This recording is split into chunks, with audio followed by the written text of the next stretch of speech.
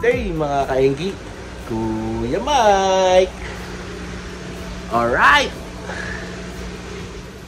Yun mga kaenggi, no? So maulan, no? Kagabi pa yung ulan na yun, no? At walang tigil. Tapos cherry, yun, no?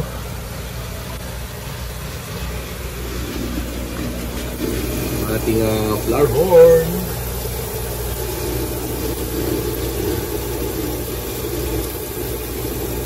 Yan, no? So shoutout sa iyo, Clarence Gale 0509.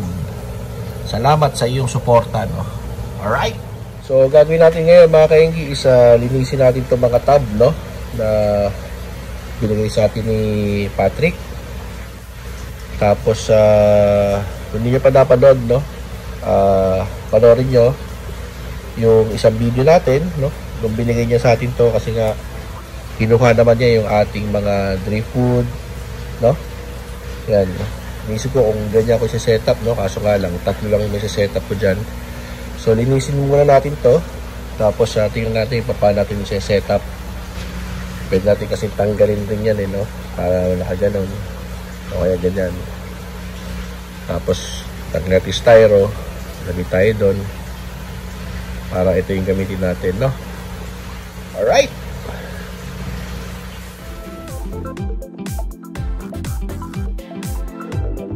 Habang pinapalambot natin yung frozen na bloodworm, no? Ay tara, magugas muna tayo. Alright. Yun mga kaenggi, no? Mga ganyan yung gagawin nating setup, no? At lima yan, may papatong natin. So kanina, kung nakita nyo, parang tatlo lang siya, no? Pero nung tinignan ko, no? Ay iipit naman sila doon, ano? So kahit hindi siya nakapatong dito, no? Ay kung bubuwal siyang gano'n, haharang dito sa taas, no? So tara, hugasan muna natin itong mga to. At tingnan natin yung setup, no?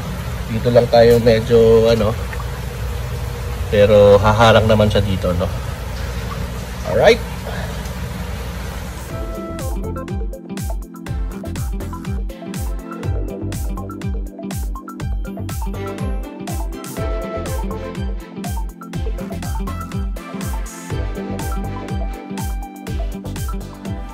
So mga kaenggi, no, nahugasan na natin yung lima, no? Naipapwesto natin dito. Alright.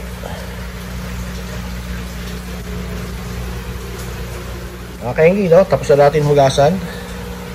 At yan, no, naipwesto na natin yung ating mga white tabs, no? Alright. So ano naman next dyan, no?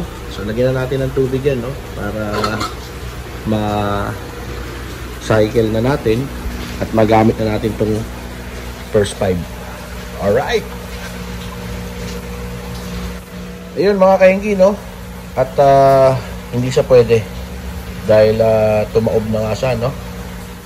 Hindi natin alam kung ano, pero try pa natin ayusin ko ulit, no?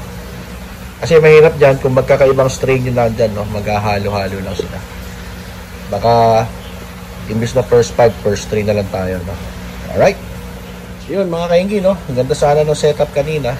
Pero ito yung first 3, no? Pam half court lang tayo. Ayan, no? At least yan.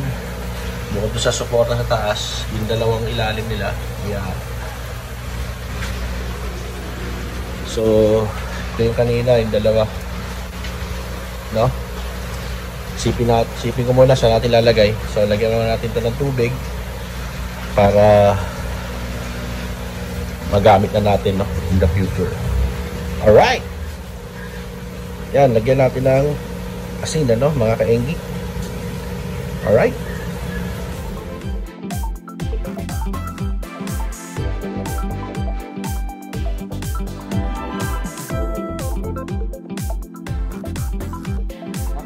Ayan, lalagyan na natin ng asin, ano. So ang plano ko originally itong mga bago lang, no, pero since nag-uulan at malamig, naglagay tayo paunti-unti doon sa mga ibang tabs rin natin, no. So ang purpose rin nun, no, isa para ma-cure yung tubig, at the same time, no, malaking tulong yun, no, kasi yung asin, di ba, ginagamit nga yan pampagaling, no, kung may nararamdaman na hindi maganda yung ating mga isda. So parang prevention, no, rather than cure, no. Yan. So ito yung mga HB Blue natin, no. So hindi ko pa sila pinapakain, maya-maya ko pa sila pakakainin. Ito yung ating papakain sa kanila ngayon, no. Dinidefrost pa rin natin, no. Yan. Tapos ito, so yun muna, no, yung ating initial setup ng ating mga bagong tub, no, sa ating mini farm, no. Tapos siguro in a few days or months makikita nyo naman yung mga development, no, kung paano natin siya isi-setup. Alright, so mga kaigi, no, kuha tayo dito, no. Ito ay cycled at old water, no. Wala tayo ng isang tabo, tapos halo natin dun para yung mga beneficial bacteria na nandito ay maghalo na. Tapos lagyan natin sila ng aquatic plants, no. Ayan. So lalagyan ko na sila aquatic plants, hanap lang tayo ng pagkukunan. Alright, good, no? So nilagyan natin ng mga guppy grass, no. Konting guppy grass lang nilagay natin, no. Ayan. So, pa-cycle lang natin siya dyan. Siguro next week, pwede nang lagyan yan, no? Alright. So, malambot na siya, no? Magpapakain na tayo, mga kainin. Alright.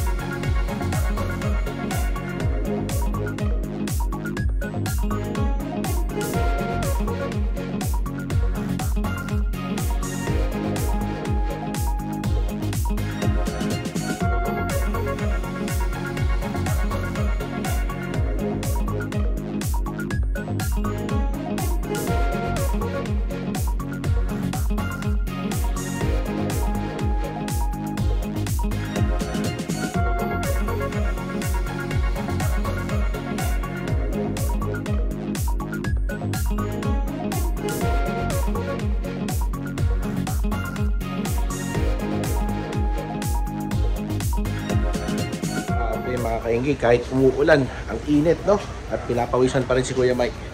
Anyway, no, salamat, sinamahan nyo ako sa pag semi-setup, paghugas ng ating mga bagong tub, no. Shoutout nga pala ulit kay Patrick, salamat at binigyan niya tayo ng mga tubs, no.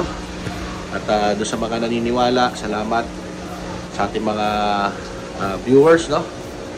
Yan, no, salamat, shoutout sa inyong lahat. At sana may natutunan kayo. Ayun, no? So trial and error. Imbis na yung gusto ni Kuya Mike na first 5 pang whole court, naging pang half court na tayo, no? First 3 lang yung ating na setup doon. Pero hindi pa naman yan yung final, no? So sinisetup lang muna natin siya kasi nga para mapakinabangan na natin, no? Dahil nga naglalakihan na yung ating mga guppy fry. Alright. So, you know the drill, mga kainggi.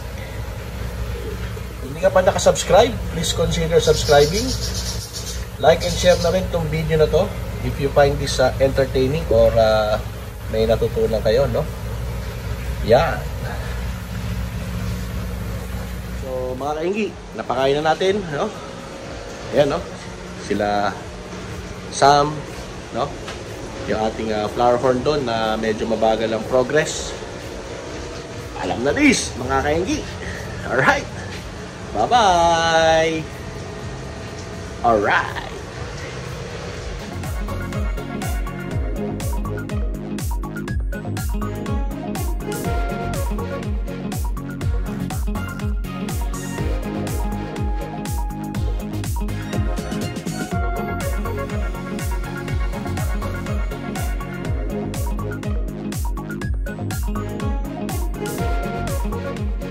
Yan, bonus video lang mga kainggi, no? So, pinatay ko muna lahat ng ating mga equipment, no? Para makapahinga, no? Dahil, siyempre, meron niyang wear and tear, no? Ayan, so, tayo naman, napakatahimik. Nakapatay lahat yan. Yan, no? Pati yung ating pump dito, no? Ayan, hindi sila gumagana ngayon. Alright, so mamaya natin sila uli bubuksan. At thank you for subscribing. Alright.